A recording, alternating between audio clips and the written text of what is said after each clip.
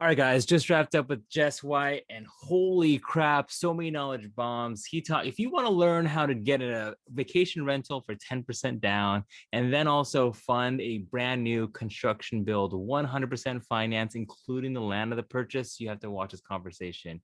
He took me to school. And also, the fun part was that we got to connect other investors together in the chat. I think I like this format, this kind of just open forum. Hey, I'm going to interview and then I'm going to pull people in. I think that we're going to keep this going, keep this rock and rolling. But here's now the chat with Jess White and some of our friends. Well, hey, it's nice to put a face to the name. I know it's great to be here, man. It's an honor.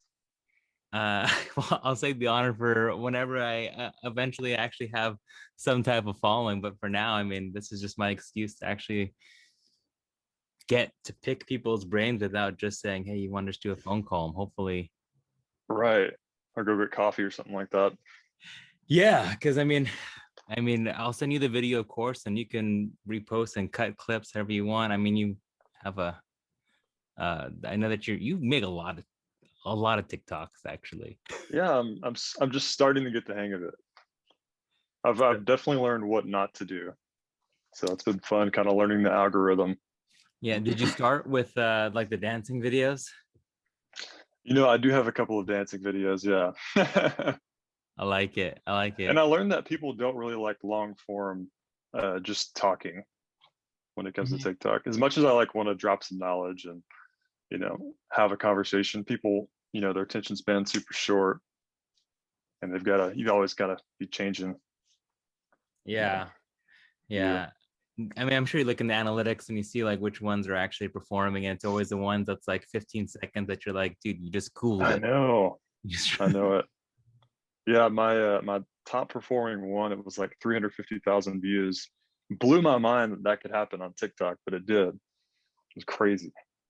yeah, and it happens so easy. And like, you don't even like right now, like I have a camera and things like that. But Hmm. now, like, I just make it with the phone and it's faster, easier. Yep. So, but yeah, I mean, we met on Clubhouse. Yep. Like But what, a week ago? yeah, well, yeah, maybe 2 weeks like a ago? week, yeah, 2 weeks ago, something like that. And so you were super fast to respond. But I mean, let me give you a little bit of context about me, and then I want to know like all about you. But we, I'm originally from San Jose, um, and my wife and I started basically the real estate journey really recently. We made the decision in November. We both work W-2 jobs. I do marketing for a winery, so J-Lore. for J Lore. Do you know J Lore Is at that all? right by Cinnabar right there? Yeah, yeah, yeah. It's right there. So we still do have a downtown office. That's actually where I am supposed to be, but I guess we're all still remote, and we'll probably do some hybrid approach. And then my wife actually ended up quitting recently. She Hmm. used to be an account manager for like vendor contract workers over at Google Cloud for a supplier company. Nice. She just recently quit and is now full time acquisitions for an investment group based in California.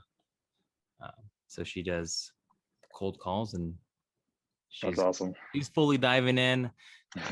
I guess I'm health insurance, but I'm That's also, right. but I do have a lot of fun with my job, and so since then we bought 3 properties in the past couple of months, and just looking to expand a lot more. What location? All in Columbus, Ohio. So we Nice. So have. why'd you pick Columbus? I picked Columbus. I think really the short answer is there's a million different markets. Everything works, and I was tired of Hmm. analyzing markets, and so I bought the $30 That's so true. subscription to Bigger Pockets. They put out a thing about like the top 100 markets that cash flow, and then I picked like the top 5 markets, I and love it. then and then I sorted, just based on rent to price ratio. Hmm. And then after that, I just picked whichever agents answered me first, and Columbus was the first one. And then I started finding deals, and so Columbus was the start. That's half the battle, just getting an agent to answer the phone call. And especially if they show they're hungry, that's super important Yeah, if I'm going to work with them. yeah. Where do you invest in? So I invest mainly in Texas, and really because that's the area I know. That's where I grew up. I've been in the Bay Area for about 5 years, and living in San Jose since 2016, it's not cheap, and it's not getting any cheaper. Hmm. And so I dove in around 2018, and just figured why not start my local market. I knew it well. I had boots on the ground, family there, and that's what led me to Texas. But Okay. like you said, I mean, there's so many opinions on what market to choose. But I think it's critical just to jump in there and fail forward and start making those mistakes. Yeah. Yeah. I mean, and that report that I was talking about in Bigger Pockets, like it's literally 100 different markets that Yeah. all work. And it's just where can you quickly establish your competitive advantage and then just Mhm. stay there for a second until you really understand what you're looking for, at least just for me. And Yeah. then now, obviously, as hot as the real estate market has been, It's crazy. um, it's less and less areas make sense Mhm. for rental properties just initially until rents either pick up or there's a small dip or whatever you want to say, or you just change your asset class. Yeah. And so on Clubhouse, when I heard that, you're doing flips and short-term rentals, right, obviously is one way to still now keep ahead of that spread. Uh, and also just thinking about like when as soon as you mentioned that you were doing convention or construction loans that are almost 100% financed, um, that's when I said, okay, I have to, like, he's doing something different. Um, so yeah, so walk me through. So what does your portfolio look like right now? Yeah. So it's not super impressive, but I have some on my own, and I have two partners um, that are here in the Bay Area, and we met through work and just started buying deals together. But on my own, I've got around seven Okay. that are in my LLC in my name. Those are in Texas. That includes my Airbnb. And then in my partnership, I've got an equal amount there. We have around seven, and we have a couple of others that we're working on flipping right now. Mm-hmm. So around 15 on the rental Yeah. properties. And man, we started going hard early last year on buying um, rentals when everybody said we were crazy. So 2020 was the year we started buying, and really in February. And it was terrifying. But, you know, the people that bought last year are definitely reaping the rewards now because, like you said, the market's crazy and rents are going up. I mean, I've got a primary residence. So I kind of go back and forth between Austin and the Bay Area right now. Okay. But we've got a house in a suburb outside of Austin, and we bought it for 239,000 Okay. less than 2 years ago. It's worth over 400 like 18 months later. It's crazy. Yeah. So just goes to show you, man, buy and hold.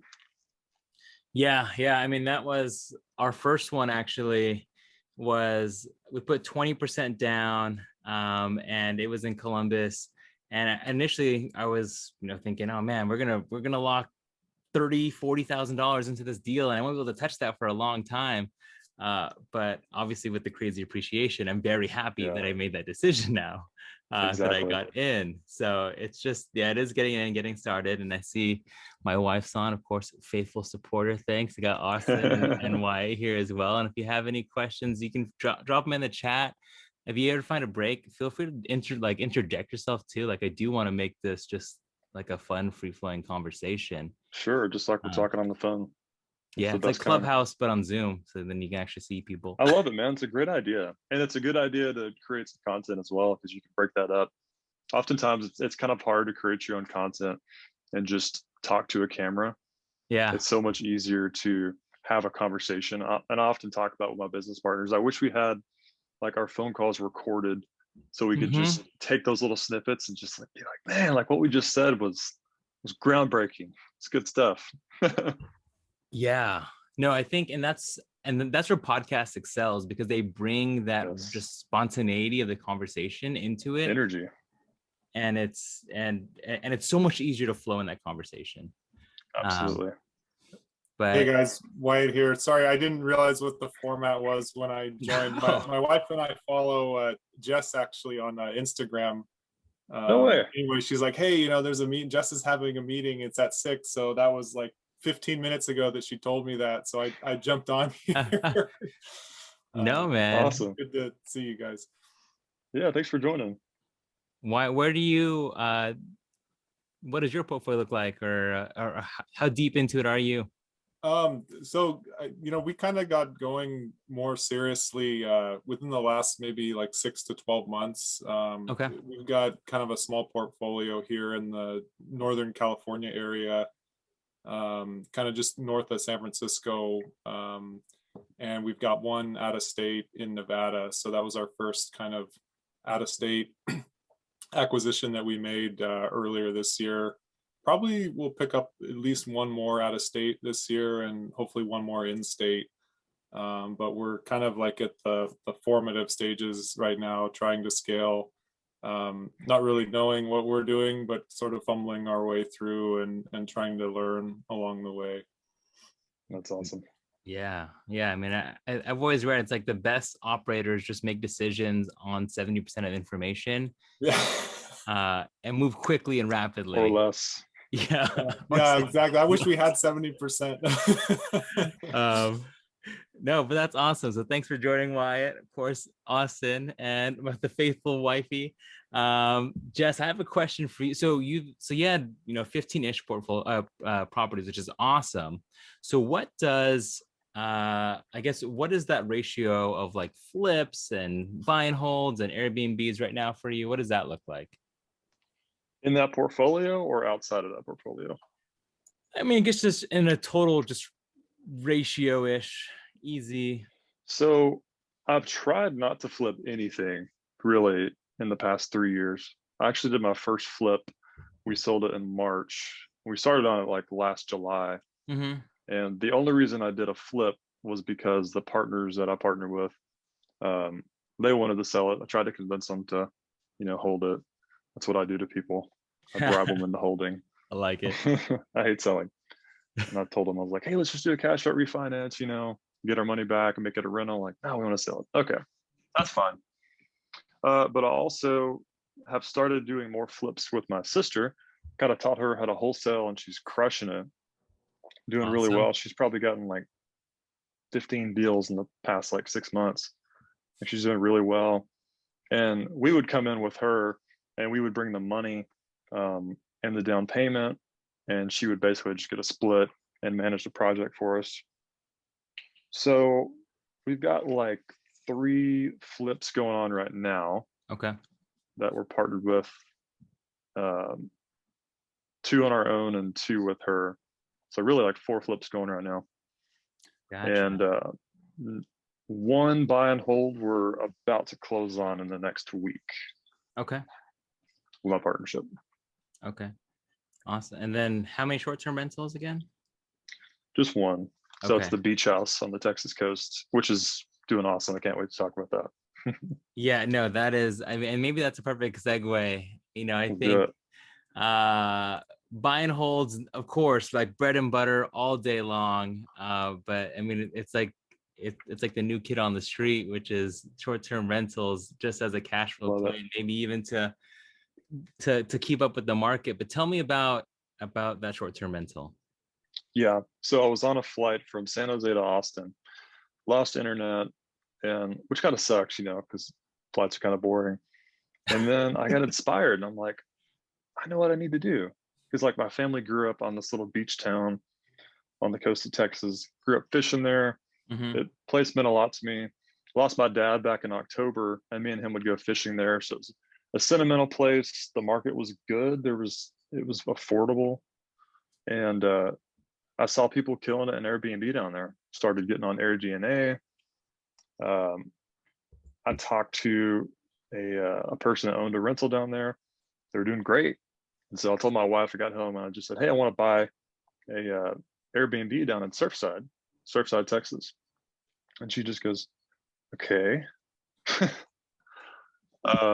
Do you think it'll work? And I'm kind of the numbers guy, and she's kind of the details, does property management, helps me put stuff together. and we were having breakfast the next day, like 48 hours after conception of that idea. And we're about, in Austin's about 2.5, 3 hours. It's about 3.5 hours, excuse me, from that beach town, having breakfast. And she's like, hey, let's go down to Surfside. Let's go look at a couple houses. So we got 2 kids, a 1-year-old and a 4-year-old, threw them in a car, drove down, called a realtor, and I was under contract the next day with a property, and closed 30 days later. What kind of house was this? This is the beach house. It's about 2 blocks from the water. It sits on like 12-foot stilts they all do down there. Okay. Yeah. Fairly new construction, which I liked. Mm-hmm. And part of the inspiration was I learned about the 10% down when it comes to second home vacation homes, that you can also, as long as you occupy them some part of the year, you can Airbnb them as well, which is the ultimate loophole, because you get 10% down instead of having to do 20 or 25% down. That on this particular purchase was $290,000. I thought, well, I can do that. Like, and I can make the money back pretty quickly on Airbnb, like pretty much within 18 months. God, okay, now you have my wheels spinning, because I've heard that on podcasts, and I've called 10 different lenders. Obviously, I haven't called enough, clearly. So was that with a local bank that was there down Surfside? No, or it was a national lender through Better Rate Mortgage, or it's called rate.com. It's called rate.com. I'm gonna pause it and just, this is my, because honestly, I've been searching for, like, and I was like, okay, I can do like right now I'm actually putting an offer on a Burr Airbnb that's down in Boulder Creek, that's, in between here and Santa Cruz. Oh yeah. And there's a nice Burr opportunity, and I said, okay, I'll use the hard money, and that's a Burr to Airbnb, and let's rock and roll. So I'm working on that deal, but I can find something that's like ready at 10% down that I could use. You said it was called, yes. What was the lender again? Well, I mean, this is just like a national lender. It was rate.com. Rate.com. I found them through the agent, and the story behind that was I went kind of stupid initially, and I went through Quicken Loans because they offered second home mortgages. And as soon as I told my agent, I said, yeah, I use Quicken Loans. Here's the pre-approval letter. And he goes, we've actually had a lot of issues with appraisals down there with Quicken Loans. I'm like, yeah, whatever. So we get the appraisal, boom, it's like 50,000 less than asking price. I'm like, well, obviously I can't do that. Can't come out of pocket $90,000. Yeah. And he's like, hey, I've got a lender. I'll refer you to him. And so I'm like, all right, whatever. I hope this works. I was really anxious about it. Sure enough, the appraisal came in with that lender at 312, which was like 22 over asking. And so it worked out. It was like 35 grand to close with closing cost. Dude, that is, I don't think I'm gonna be able to sleep tonight now. So it's kind of tricky with the 10% down when it comes to Airbnb, because your intent has to be like, you want it to be a second home. It has to be a believable second home. Yeah. However, you want to tell the lender, which is also true, you want to subsidize your payment, and you also want to do some Airbnb. You don't want to make it an exclusive rental property. Otherwise, that'll throw a red flag, and they'll be like, well, if it's just going to be an investment property, we've got to have the full 20-25% down. So I think you have to occupy it 14 days a year minimum, which I can do that. Yeah, I'll find a way to find the first year. A nice place. Do you know, is there a limit on how many that you can do? There is no limit. It just has to be believable. So you can't have a second home like in your hometown. Yeah. It has to be a driving distance. Like, why would you want to get a second home? That's what you have to prove to the lender. It's pretty easy to do. Yeah. But I love it. I've been telling people the strategy. What's that?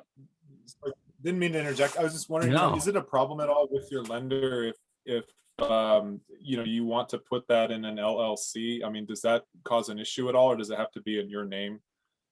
Or do you just not worry about it? Like, you put it. Okay. I mean, if you don't mind me asking, when you initially bought it, did you put it in your name and then like move it to an LLC? It's still in my name. Right to it is still in my name. I do eventually plan on putting it in an LLC.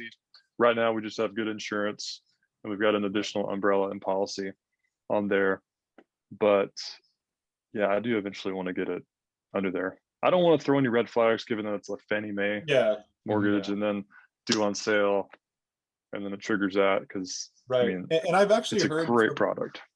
yeah, that's kind of what I was thinking too, because I'm in the same boat with you on a lot of the stuff that we have actually, where we're like kind of now just barely getting big enough to think about LLCs.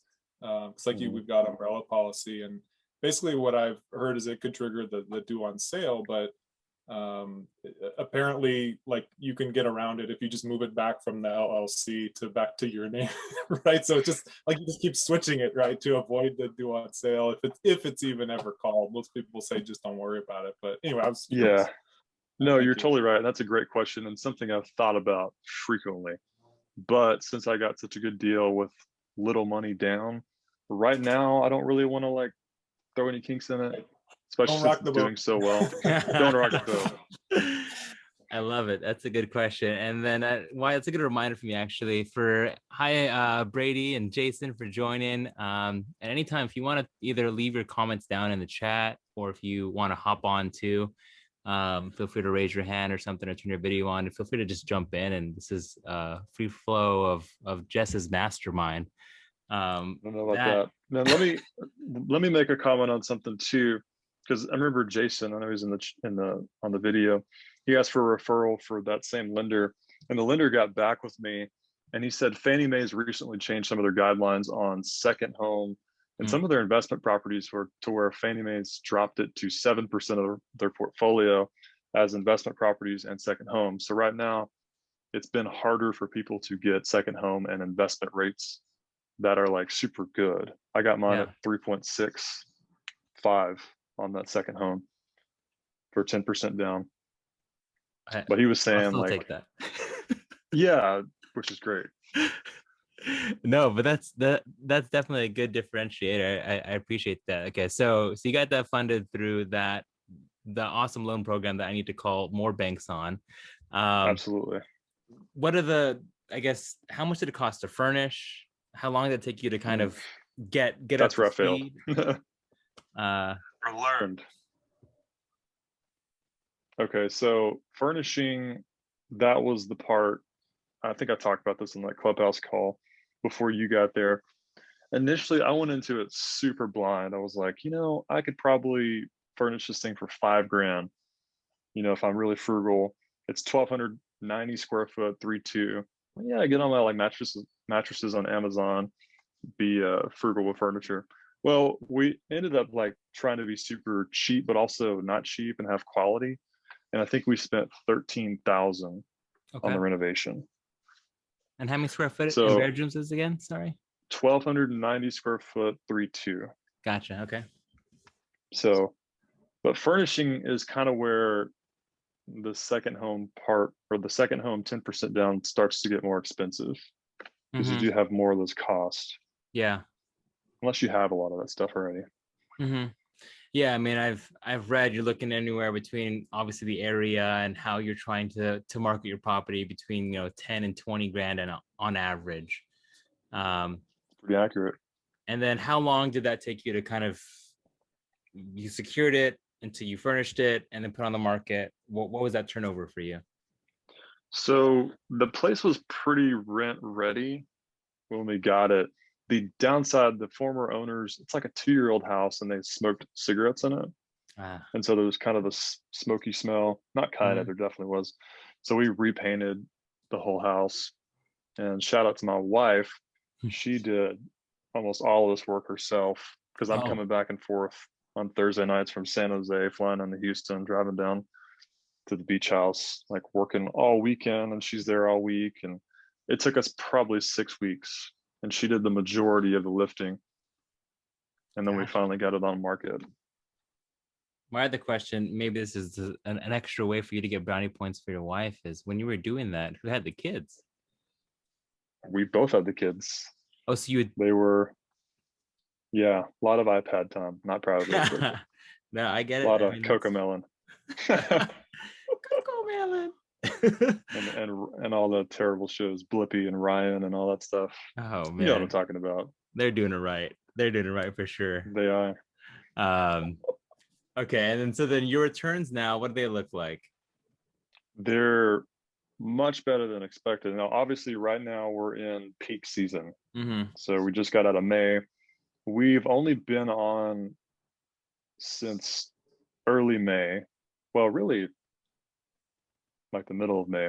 And then we let some friends stay in it, like initially, just to kind of pick their brains and see how the experience went, what we can improve on. Yeah. And then my wife stayed in it for a week.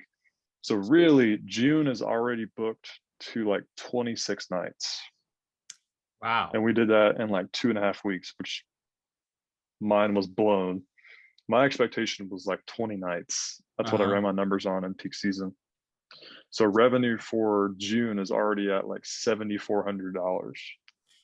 And my all-in expenses on this property are, so the big part about this particular property is the insurance. Super expensive. Obviously, it's, hurricanes can come there. Yeah. Increase my rates, Jess. So 2,200 is the mortgage, PITI, all that stuff. Okay. Utilities are pretty inexpensive. It's not bad. So I'm kind of all in for about 2,500. Throw on Okay. a couple of hundred extra for CapEx, maintenance. It's a pretty new house, so there's not that many expenses. Okay. So I kind of put my break-even number at 2,800. So my thinking is, if I can average 3,800 a month throughout the entire year, I can take $1,000 a month as a distribution, as cash flow, and also get to use the property, which sounds like a win-win to me. And the only downside is if it doesn't work out, I'll break even, or if I have to, I can sell it, which since I bought it in February, it's already appreciated like an unreal amount because the market's changed so much. But basically, if I can book at basically max capacity from May through October, which is kind of the hot season, that'll pretty much do everything I need for the whole year. And people still say they book weekends. Yeah, drop the rates, and you're still going to book weekends and whatnot, and in the down season, which we'll see what happens in the off season. But if it keeps going the way it is till October, I'll be happy. But I will definitely keep Instagram updated. I'll keep it real, keep it honest. If it doesn't work out, I'll be honest about that too. Yeah. Jason is saying increase your rates. I love it. Okay, you have inspired me. I'm gonna go and find, because I heard about the 10% down. You hear it on podcasts, and I called a few lenders. Until you get a yes. I know, I did that for hard money, and it's like, how many other side projects can you take on? My wife knows that. You almost get, now that gotten started, and you taste it a little bit. You want a little bit of everything, right? Shiny object syndrome. I'm guilty. I know. That makes it makes it bad. Okay, the other thing that blew my mind, what I heard on Clubhouse, was the construction. Also kind of related with Airbnb, and even just for even my primary residence is, living here in San Jose, where the average cost is over $1 million, and I don't work in tech. I love my job a lot, and I now make decent money, but not enough to comfortably afford, a $5,000-$6,000 mortgage. Building something from the ground up is different. So you did break down that, just a quick overview, like 30-second glance of that construction. 30-second glance. My dad built a house in 2008, the worst time to start building a house ever. And he didn't do very well on it, obviously. So he ended up like breaking even. I think it might have cost him a few grand. Okay. And so he built one house. He was inspired by a family member to do it that had done it and done well. And fast forward 10 years later, I said, hey, Dad, I want to get in the real estate. I read Rich Dad Poor Dad. I was listening to Bigger Pockets and all that kind of stuff.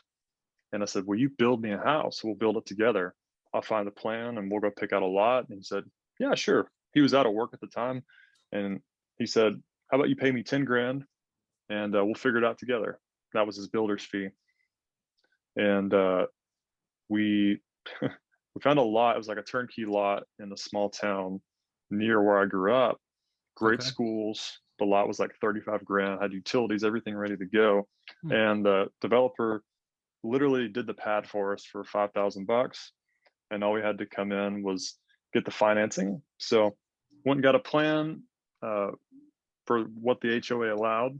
And then we sat down and just, the lender's going to ask for a spec sheet, which is just a detail of your construction.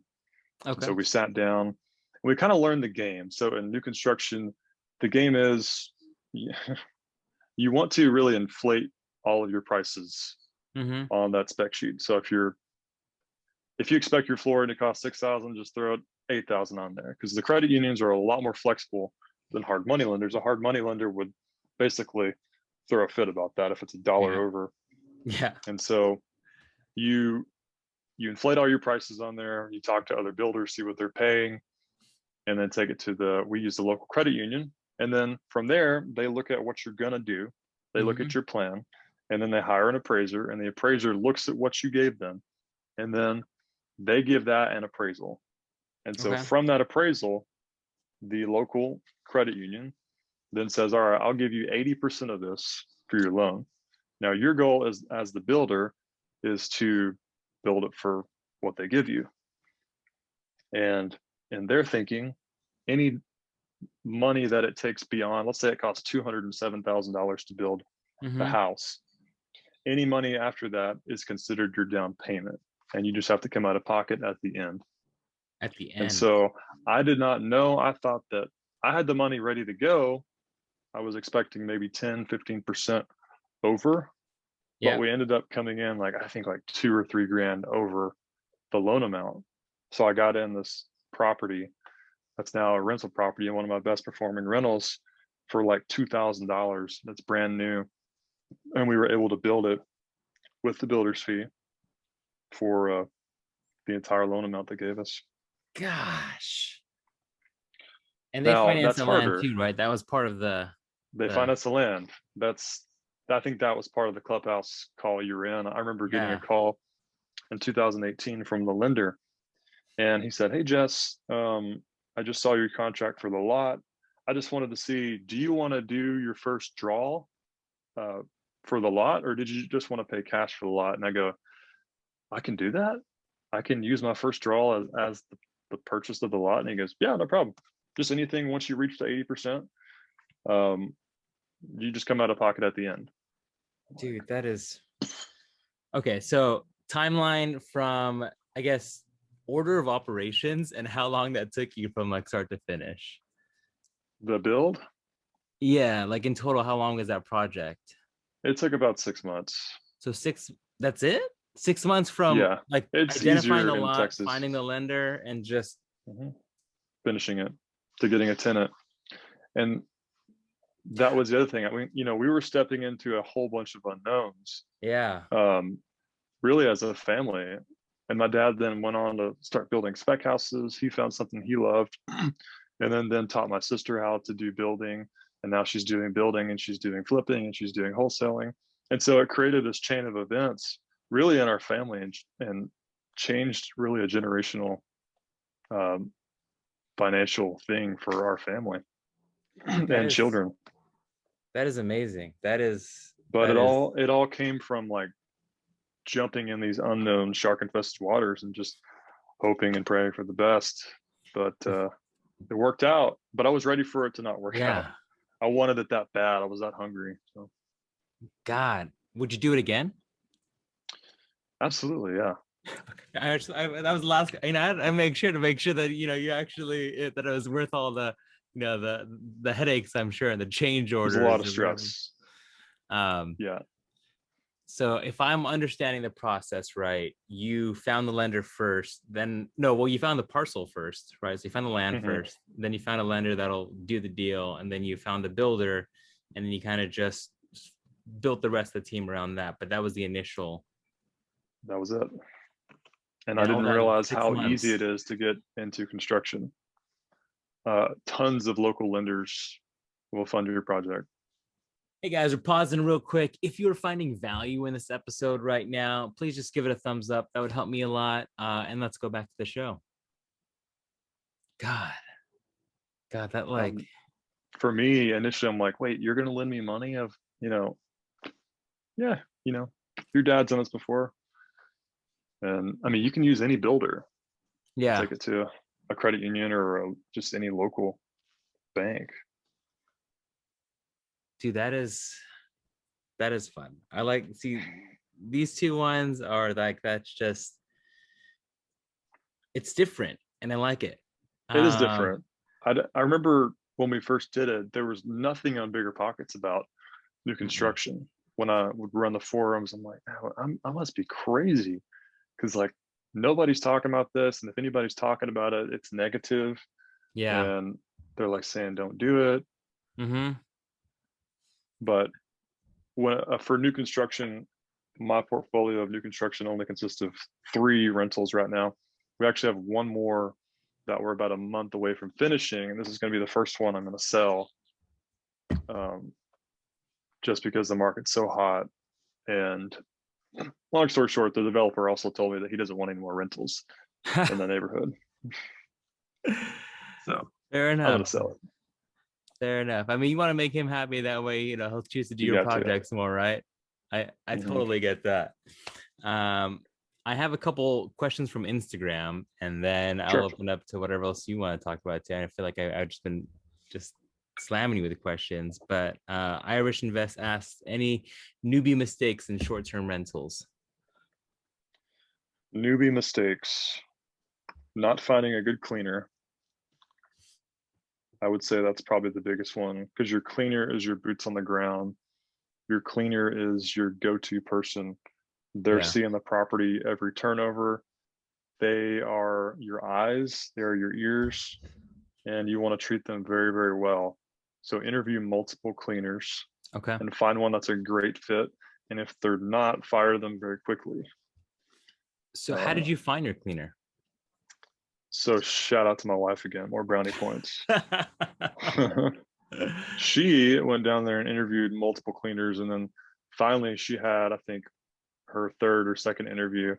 It was this lady, and she just told her, so when can you start? Sometimes you just get that vibe with somebody. You're vibing. Yeah. And you just feel like they get it. And she had a lot of references. You can join local Facebook groups, especially for towns that are, they do a lot of short-term rentals and Airbnb.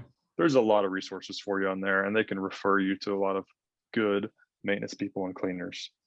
Gotcha. So definitely find a good one. Okay, so you guys are tapping your networks. That was Wyatt's follow-up question there, is what were some good ways to find cleaners, but you just answered it. Yeah. And again, anyone else who's on the call, if you feel free to raise your hand or jump your video on. If you have any other questions for Jess. Jess, I mean, do you have any questions or anything for me at all? And you can say no. No, my answer is not no. Columbus, Ohio. So I have my accountant is in Columbus, Grayson Tax. And I found that my Bigger Pockets, they do a great job, but they do a lot of rentals in that area. Okay.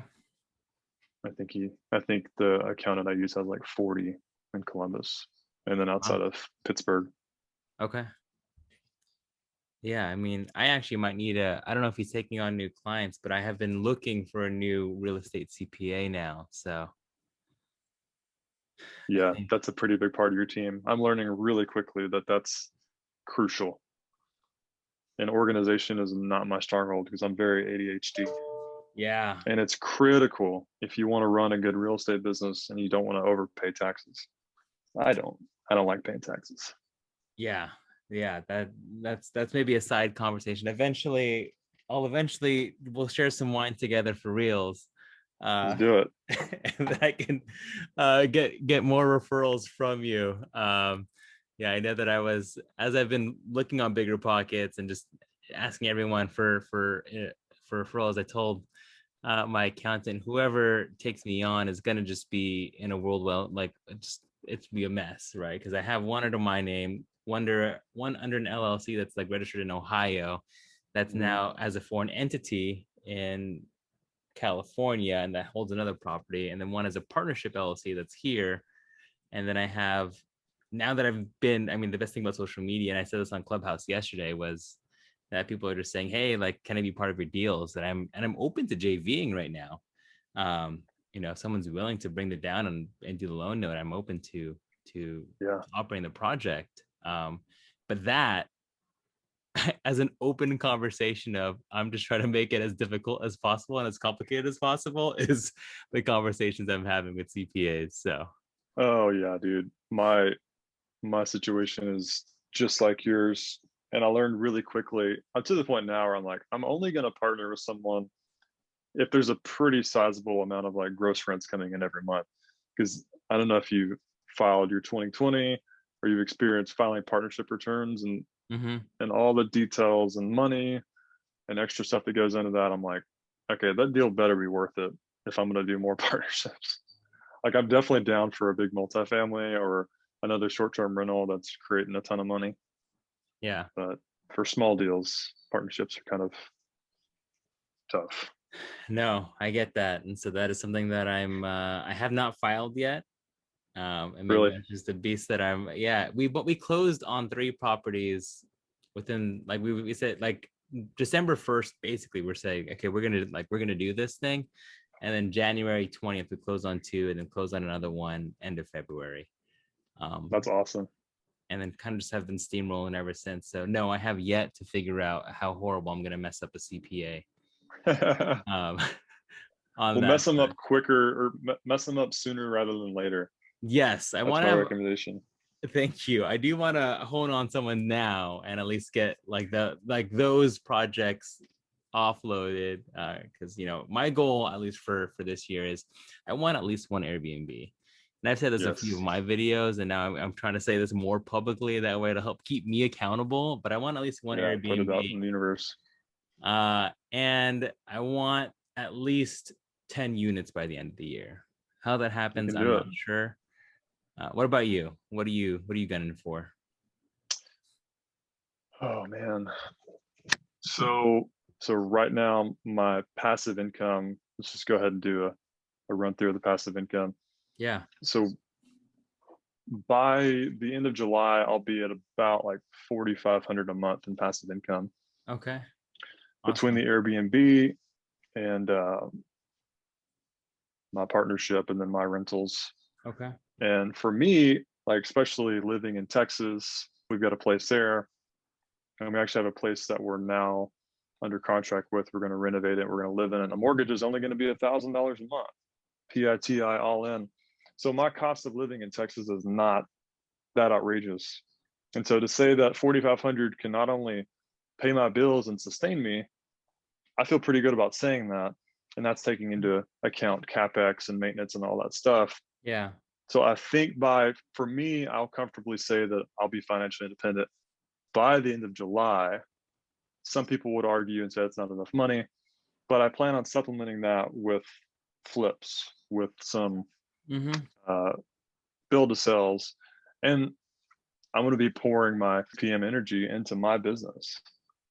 And I believe I'll probably create more wealth and more income. And I always say to the people that are thinking about leaving their job, step one is to make sure you secure as much like Fannie Mae financing as you possibly can that you're comfortable with taking on. And then 2, know that the worst case scenario is if you fail, you just go back and get a day job. That's your worst case scenario. Your worst case scenario is everybody else's everyday life. And to me, that's not really a worst case scenario.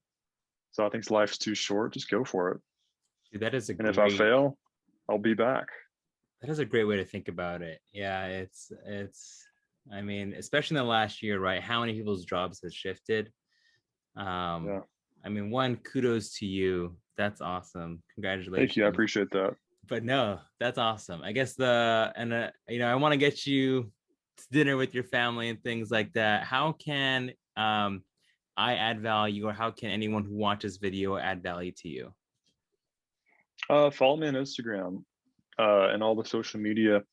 I love hearing from people. I love engaging with real conversations, in person, send me a direct message. And I love helping newbies start out because I know what it was like to be a noob. When I first started a few years ago, I didn't feel like I could answer or I can ask anybody questions. I felt like people thought I was just stupid or I'm never going to make it. And I definitely want to give back to people and, you know, give people that push to get started. Yeah. Awesome. I guess my question for you now, just as the fun marketing side, are you a believer in TikTok or Instagram and moving forward? I know you're gonna be on both, but if you had to pick one. If I have to pick one, man, probably Instagram, because Instagram, the people are more engaging and you're Yeah. going to create longer lasting, deeper relationships with people. Mm-hmm. Whereas TikTok, there's not a lot of good direct engagement available. Mm-hmm. You can get a lot more followers and then transfer those people to Instagram. Yeah. But I'm in the Instagram long game. I'm going to keep doing what I'm doing for the next few years, stay consistent at it, and try to, I know it's kind of cliche, but add value to people and Yeah. teach what I can, things that I learn, little life hacks and real estate and financial independence, and teach about that. Yeah, for sure. Well, Brady has one question. You can either, Brady, if you want to come on, or you can either put it in the chat, and then we'll wrap up in a couple minutes. But while he either turns that on or puts it in the chat, oh, here he comes. Hey, what's up, guys? So thanks for having this. First of all, like I'm one of those newbies, so That's awesome. Ready. So this is a semi-complicated question. So I've been wholesaling for a while now, and I also started my construction company just this past year. So I got a property under contract. I haven't discussed terms yet. Tomorrow I'm actually meeting with her to discuss terms and finalize the price. So just a little background, this house is zoned R2.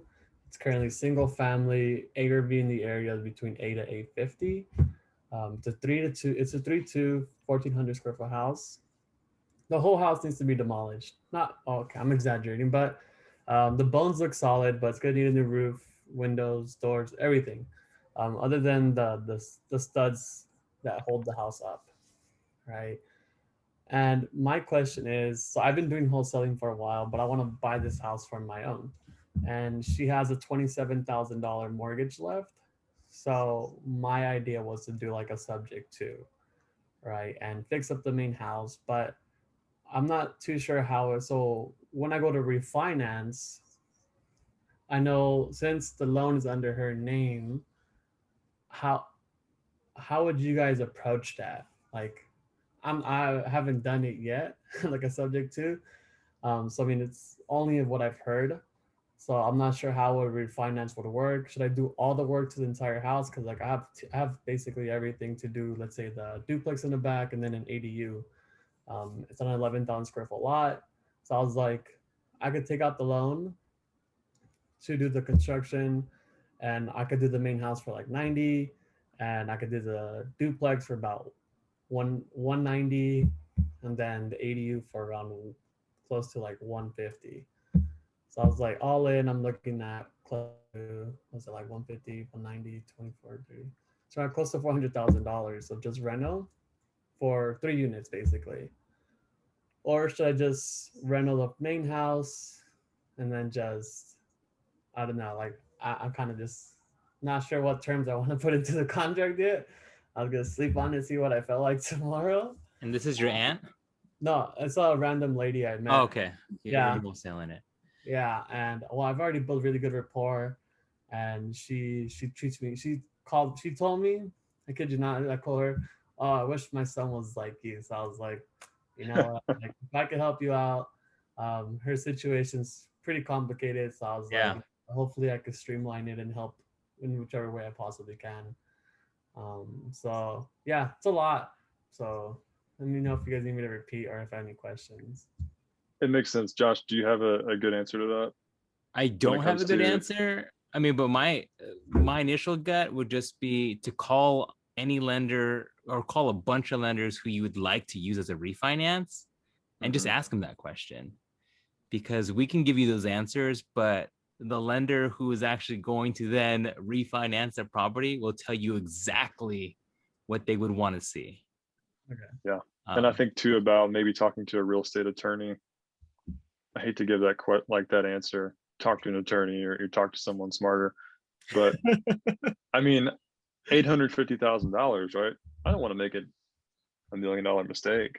Yeah. So that's for a single family house. So a duplex right across the street, ARV'd for $1.2 million. So I got, though she told me she wants to get 550 for it, considering all the work it needs, and it's like you're gonna put 400 into work? about 400. So I'm looking at all in at like 950, and then ARV about 1.2. That's just a duplex, but I'm planning on adding an additional ADU. It's another 3-2. I'm gonna try to fit a 3-2 into the land. So I'll have basically 3-3-2s on the property, and it's about close to 400, 450 reno. And then yeah, I just wasn't sure to do it by phases, because if I want this for my own personal house and try to house hack this one. So I'm like, should I just reno the main house and that's it, or should I just do the whole thing and then like by the time I get the plans and everything like that, everything approved, it's probably gonna be like 5 months from now about for all of them. Yeah, I think it really depends on one, how you're funding the rehab, right? Because a 400K rehab is a big rehab. That's bigger than Jess's new construction build. And so I think it depends on what your holding costs are, how you're funding that. Like, how are you going to fund? Do you have a cash partner that's going to fund that? Yeah, so I have actually, funny enough, so he's kind of like just a good buddy of mine, kind of turned into a mentor, who's a real estate attorney and a real estate broker. Oh, that's your guy right there. What did he say? Yeah, I haven't told him yet. He's actually out of, I love it. Just got his answer. he's in Israel right now, so I can't really reach him right now. Got it. I just really started talking to this lady last week, and so like he's not coming back until like mid-June, and I'm like, well, by the time that comes, like, Yeah. I mean, the deal's hot and ready. You got to close it now. I mean, I'm sure there's a million real estate attorneys that will gladly take, a consultation fee just to write something up for you. There's a million lenders who will literally tell you what to do for free just because they want the commission on the loan note. That's what I would do all tomorrow. If you want that deal to close and you got it, that's what I would do. Jess, anything else you want to add on that? No, you nailed it. Subject to would be incredible. Mm-hmm. If you can score that. Subject to is amazing. But the details of subject to, there are real estate attorneys that specify in that sector. And I think that would be who I talk to. okay. Sounds like a great deal. Yeah. Congrats on that. I've been hoarding this one, not gonna lie. Good. Like I've been selling a lot around my area, and I was like, you know what? I'm gonna keep these 5, and then like, don't tell anybody. And then when I'm ready, I'm gonna buy them. So I'm like, this year, I'm just not even gonna like hesitate. I'm gonna just pull the trigger, and then I'll figure it out. It's like I don't have the answers to everything. Like I literally just started this stuff like a year ago. So I'm like still figuring it out as I go, and like trying to scale the wholesaling, trying to scale the construction, and like I'm starting a property management as well company. Yeah. With that real estate broker and attorney. So like honestly, like I don't honestly every day I face a problem I don't have the answer to, and it's exciting. Like I love it. you're not knowing the answer like keeps me on my toes, and I'm like, yo, this is dope. Like I gotta figure out something new every day. Dude, Brady, congrats for for just getting started. Regardless, like that is a whale of a deal, especially if now you're funding the rehab completely with basically private money. You have nothing out of pocket. Like that's a gold win. Now it's just Grand slam. how to figure that out. I'd say one thing as we close out, Brady and Wyatt and Jason, everybody else who's still left in here, if you want to leave any type of call to actions in the chat there of, follow you on Instagram, put in your your usernames, websites, whatever you'd like someone to just like find you at. I'll leave this open for a little bit. Why I also did see your request there. I will gladly, she can come on. I mean, let me wrap this up in a second and then we can bring her on. But I'm gonna do an outro, Jess, and then we'll bring on Wyatt's wife who wants to say hi to you and thank you, I guess.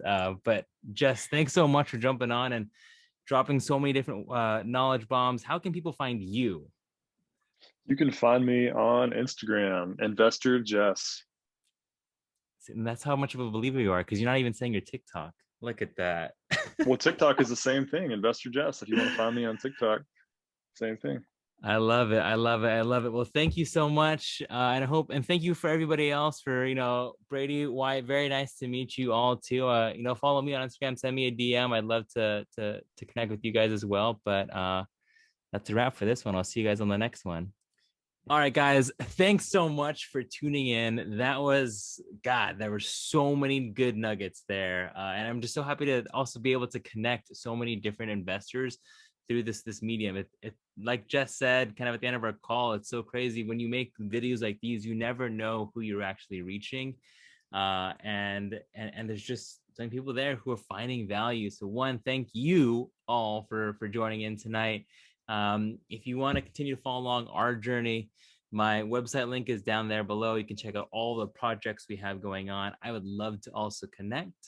So shoot me and hit me up on Instagram or via email through my website. But thank you guys all so much for subscribing. If you I forgot this last one. If you found value in this, please subscribe. And like it and share it. It would mean the world to me. I'm having a blast growing this, and I'd love to continue to just meet more investors. So definitely, if you found value, just give it a thumbs up. If you're feeling extra fun, give it a share. All right, guys, we'll see you guys on the next one. Oh, I need more wine, actually. See you on the next one.